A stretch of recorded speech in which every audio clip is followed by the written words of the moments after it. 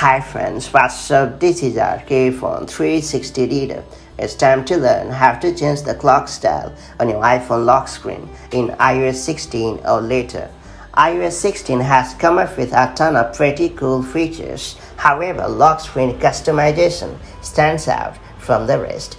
Thanks to the availability of a ton of pretty cool widgets, fonts and style, you can customize your lock screen to your heart's liking. What's more, there is also a pretty neat way to change the clock style on your iPhone lock screen. Let me show you how it works the quick way. Before getting started, make sure you have subscribed our YouTube channel and hit the bell icon so that you won't miss any update from 360 Reader. First and foremost, unlock your iPhone with Face ID or Touch ID. Then long press on the lock screen to access the wallpaper gallery.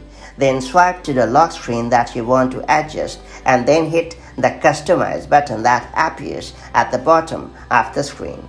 Then tap within the frame containing the digital clock readout. Then use the menu of options for changing the font style and the color of the clock readout. You can also use the slider to adjust the hue of the selected color.